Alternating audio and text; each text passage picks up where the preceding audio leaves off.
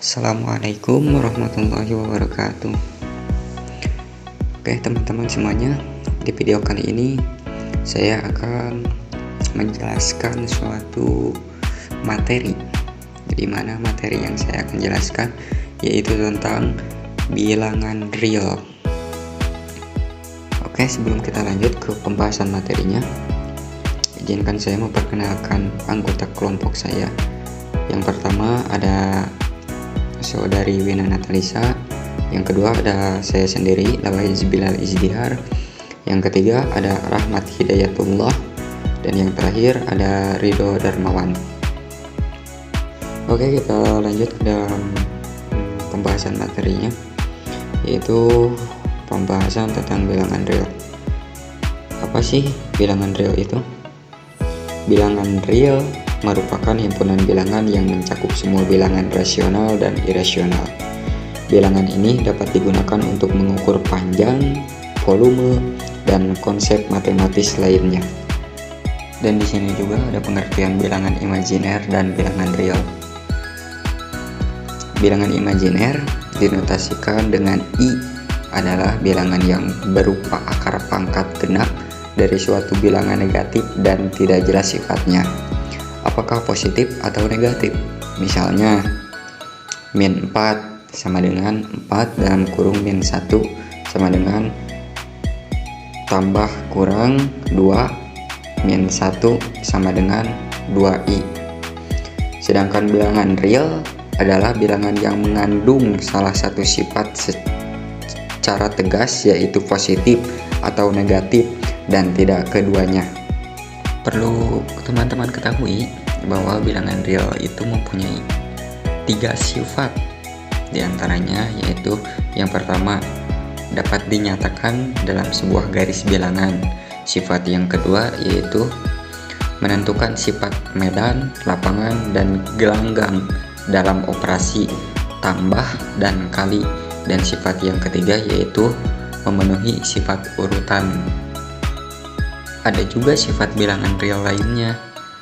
Di antaranya ada komutatif. Komutatif itu untuk penjumlahan dan perkalian. Misalnya A tambah B sama dengan B tambah A. Untuk perkaliannya A dikali B sama dengan B dikali A. Contohnya misalkan yang pertambahan A ditambah B sama dengan itu B tambah A. Contoh untuk menggunakan angka seperti 3 ditambah 5 sama dengan 5 ditambah 3. Nah, cuma dibalik doang gitu. Sama seperti perkalian juga. Misalkan 5 dikali 3 yaitu 3 dikali 5. Untuk sifat yang kedua yaitu asosiatif, untuk menjumlahkan dan memperkalikan dengan cara pengelompokan bilangan. Nah, ini mah dikelompokkan bilangannya seperti dalam kurung A tambah B ditambah C sama dengan A ditambah B ditambah C. Nah, seperti itu. Dan yang sifat bilangan real yang ketiga yaitu distribusi, untuk perkalian mendistribusikan penjumlahan. Contohnya A dikali dalam kurung B tambah C sama dengan A dikali B ditambah A dikali C. Untuk sifat bilangan yang keempat yaitu identitas elemen. Identitas 0 untuk operasi penjumlahan. Seperti A tambah 0 sama dengan 0 ditambah A sama dengan A untuk setiap A di R. Elemen identitas 1 untuk operasi perkalian seperti 1 dikali A sama dengan A dikali 1 sama dengan A untuk setiap A di R. Dan untuk sifat yang kelima yaitu inverse, terhadap perkalian untuk setiap A di R terdapat 1A di R sehingga A1 A sama dengan 1A, A sama dengan 1. Nah, seperti itu. Oke, di sini ada bilangan real bukan 0. bilangan real bukan 0 dibagi menjadi 2, yaitu bilangan real positif dan bilangan real negatif.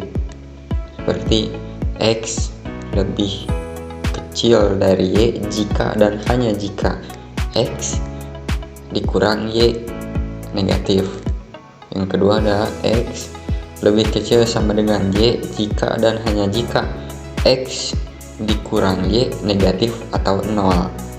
Yang ketiga ada X lebih besar dari Y jika dan hanya jika X dikurang Y itu positif. Dan yang keempat ada X lebih besar sama dengan Y jika dan hanya jika X dikurang Y positif atau 0. Di sini juga ada contoh dari bilangan rasional.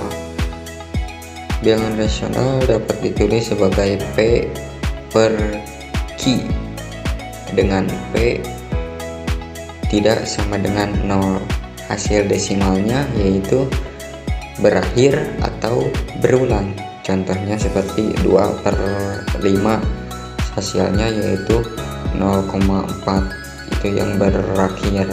Sedangkan yang berulang contohnya seperti 1/3, hasilnya itu 0,33333 dan seterusnya karena dia berulang, tidak berakhir. Nah, setelah bilangan rasional ada juga nih bilangan irasional.